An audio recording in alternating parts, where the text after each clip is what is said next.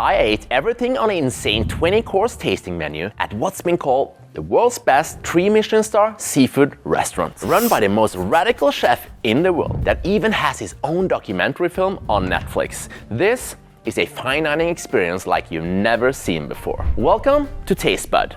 I'm a sommelier with 20 years of experience eating at some of the best restaurants around the globe. On this channel, I provide honest reviews of fine dining restaurants based on my own 100 points rating system, so make sure to subscribe as I have tons of amazing restaurant reviews coming up. In today's episode, I give you an exclusive look into the magical seafood world of this Spanish temple of gastronomy, and make sure to stay with me to the end where I'll provide my honest opinion and reveal how tonight's score came out.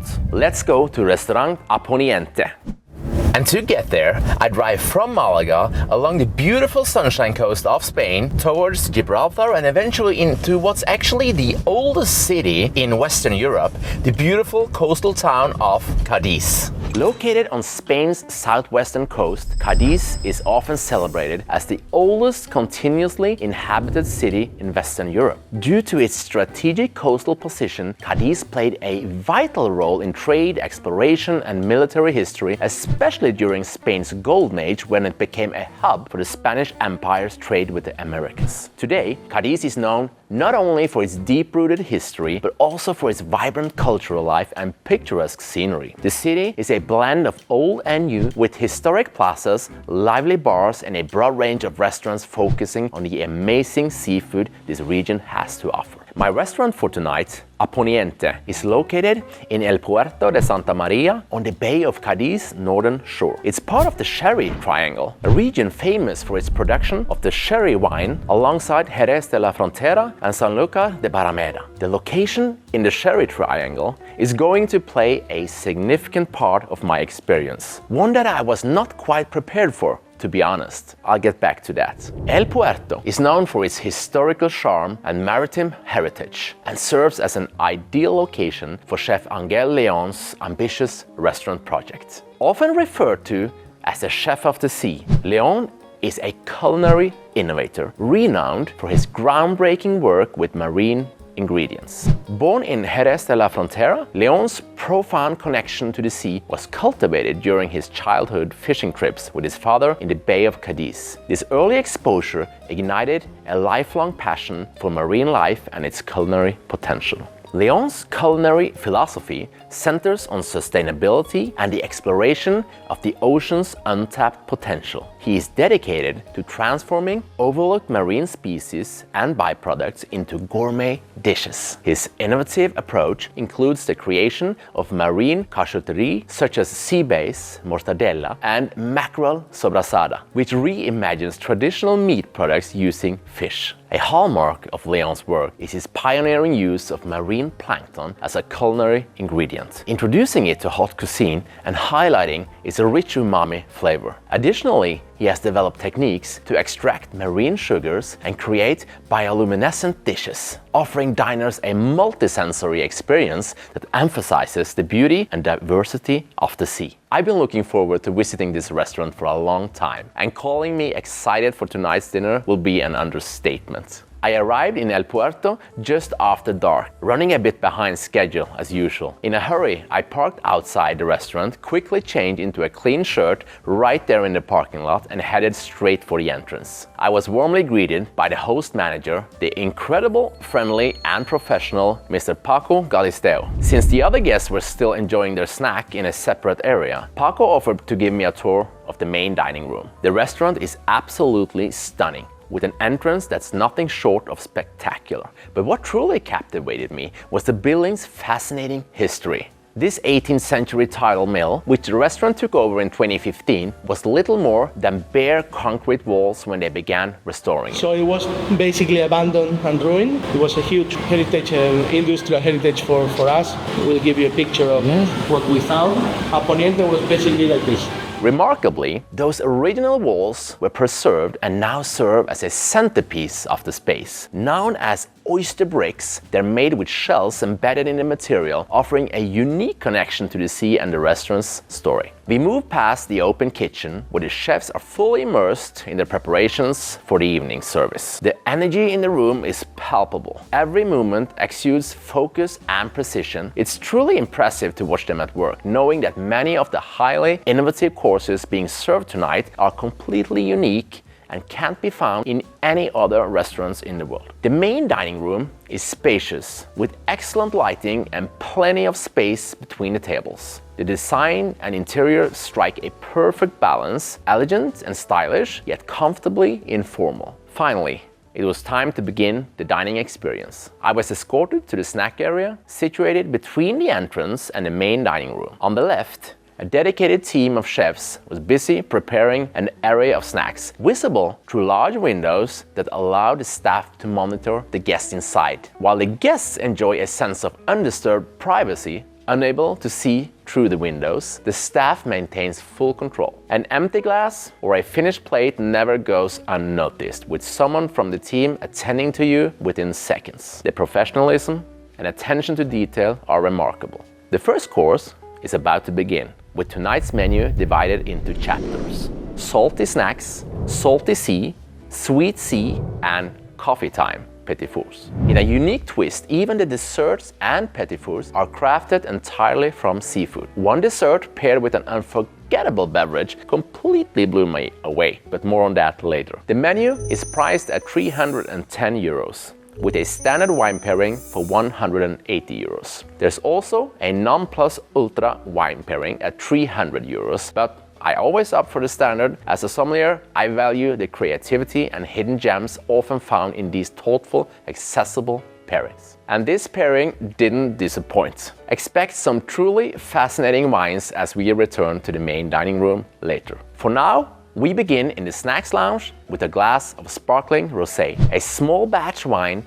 made from a native grape unique to this region. Created exclusively for the restaurant, it showcases the team's commitment to working with the local community to offer the finest ingredients and wines. The first snacks arrive. It's a crispy biscuit roll made of the skin of the sea bass. It's a light, fluffy bite with wonderful texture. Next up, oysters served two ways.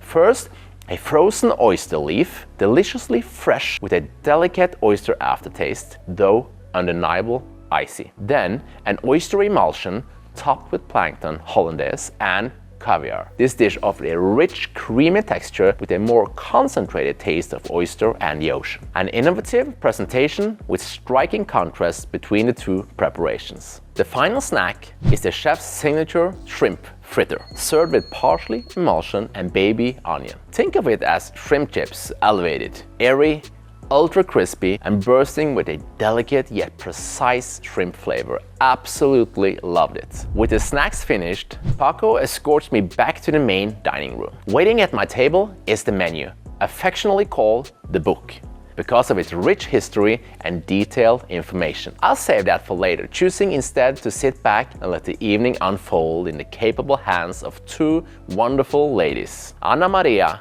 my main server, and Cristina, the head sommelier, embody the service here. Friendly, smiling, and highly professional. The atmosphere strikes the perfect balance, relaxed yet attentive, never stiff or overly formal. The team is also generously staffed, allowing them to engage warmly with guests throughout the evening. The next chapter of the menu begins with the first course from the salty sea part.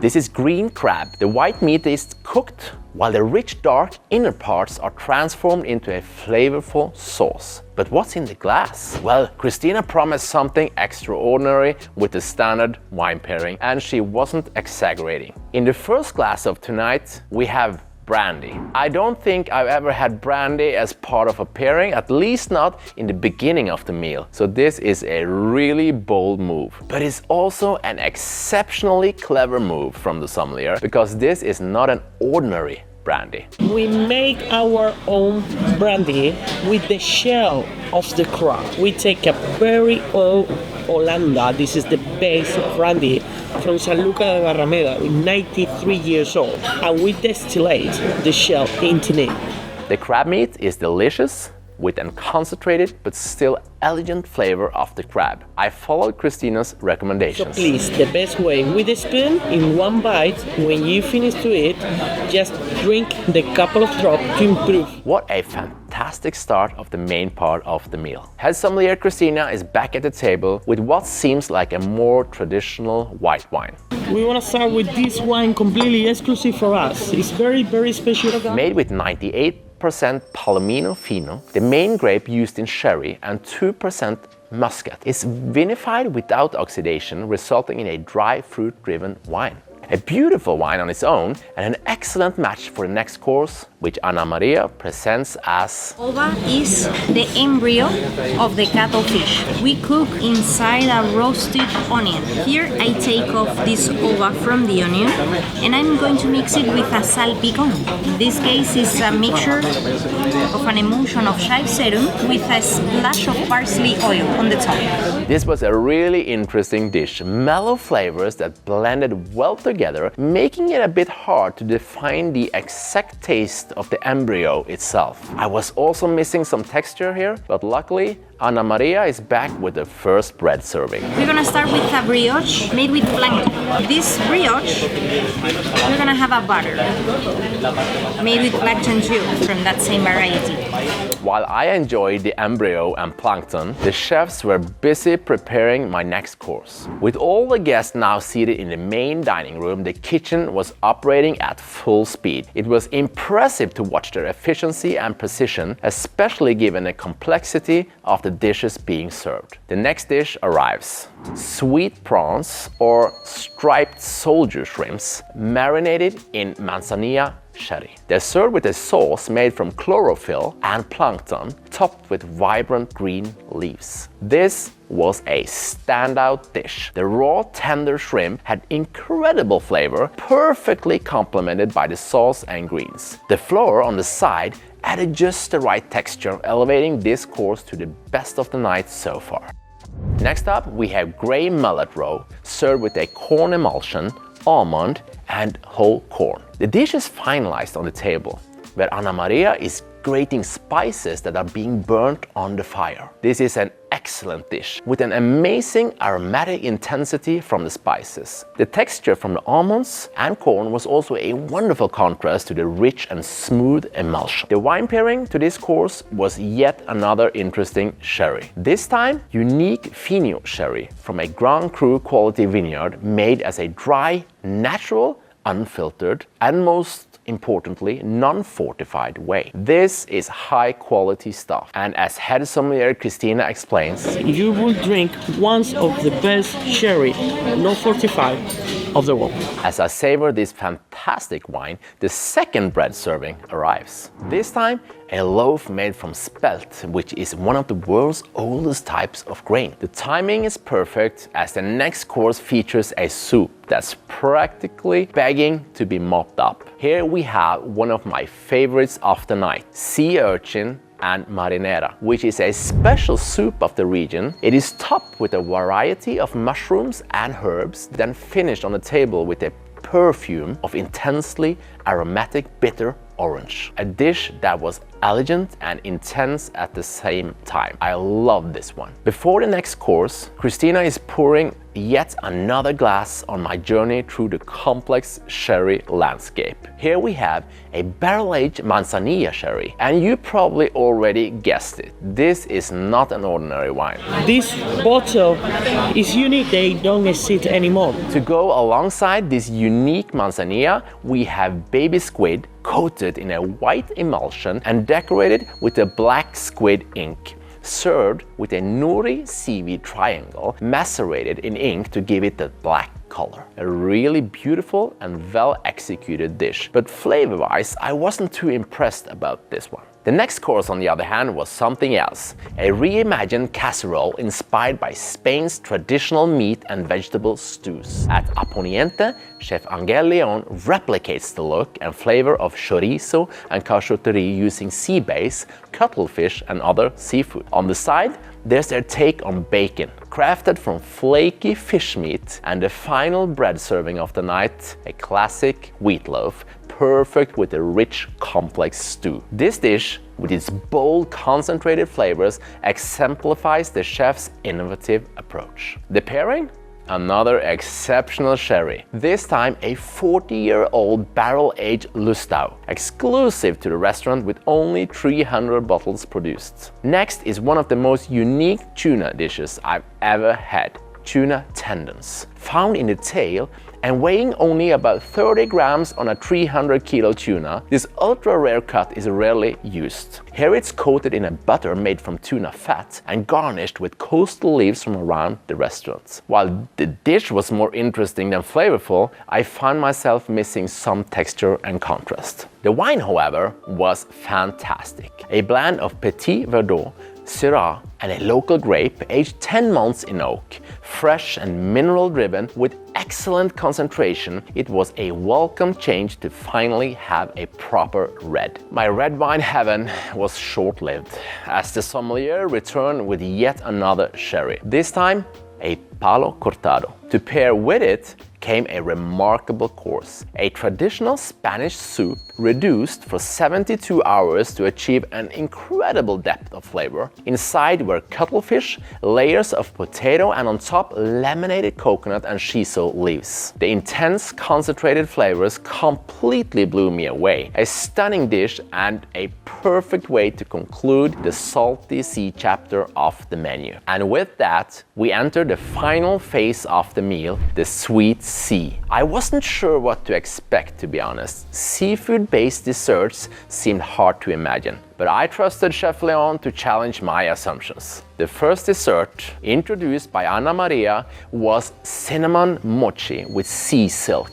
Admittedly, some details were lost on me at this point thanks to all the sherry and the wine, but the cinnamon flavor was pleasant, though I missed some contrasting elements. And the wine pairing is, you guessed it, another sherry, 100% Pedro Ximénez. Surprisingly fresh with bright acidity and notes of green apple, nectarine and apricot. It was a delightful complement to the dish. The second dessert arrives, featuring an unexpected duo of chocolate and a member of the mackerel family. This is dried tuna prepared in the Japanese katsuobushi style, also known as bonito flakes. Katsuobushi is a key ingredient in Japanese cuisine. Made from smoked and fermented tuna, it has a striking umami flavor. At Aponiente, they macerate the tuna fillet with chocolate powder for up to 4 months, then freeze the loin and shave it thinly using a mandolin. The dish is topped with caramelized katsuobushi leaves, highlighting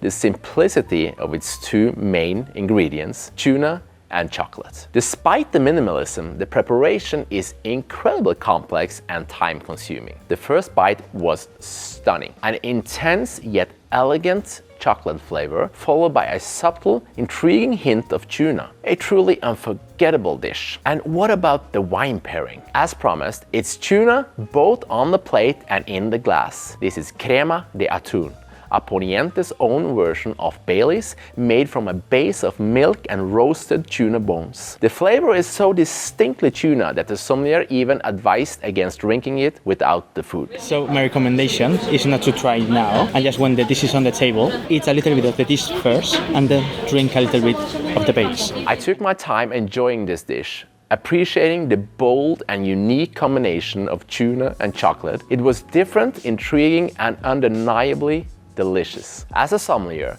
I truly appreciate when the kitchen and beverage team collaborate to create such thoughtful pairings. This was an outstanding match and one of the most memorable dessert experiences I've ever had. Great job, guys. Before the final dessert, the sommelier pours the last glass of the pairing, or should I say sherry pairing. This is a blend of oxidized and sweet sherries aged between 60 and 90 years. The wine is deeply impressive with dense caramelized flavors. It pairs beautifully with a dish titled marine soya, made from beans of coastal plants that grows along the shores of Cadiz. The dish features ice cream made from the bean's milk, topped with a delicate film that forms during boiling. A fascinating and flavorful creation. And with that, my meal at Aponiente has come to an end. It's time for my final scores and overall impression of this incredible restaurant.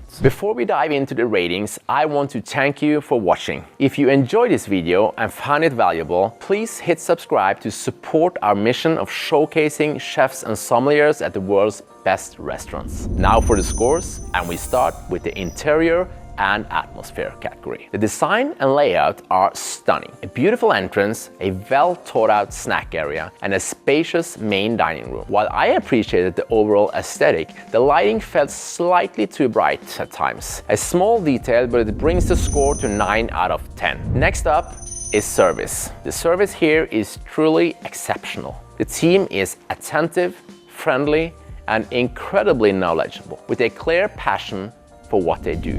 A flawless performance, earning 20 out of 20 points. Then, for the wine and beverage category. The wine selection, particularly the innovative range of sherries, was outstanding. Each pairing was thoughtful, inspiring, and expertly presented, reflecting the beverage team's dedication and expertise. This category also earns a perfect 20 out of 20 points. The last and most important category is the food. Aponiente offers one of the most unique and arguably the best seafood dining experiences I ever had. While a few dishes didn't fully meet my expectations and I occasionally missed a more classic approach amidst the experimental flair, the creativity and technical brilliance were undeniable. The food scores an impressive 47 out of 50 points. That brings the total score for Aponiente to 96 points, placing it firmly in the world-class category. This is a truly unforgettable dining experience, and I highly recommend it for anyone looking to explore the boundaries of seafood cuisine. So, what are your thoughts on this restaurant? I love to hear your opinions, so feel free to drop a comment below. And if you wonder how it stacks up compared to other Michelin star restaurants, well, to find out, I highly recommend you watch my review of this restaurant right here. Thank you for watching, and I look forward to see you in the next one.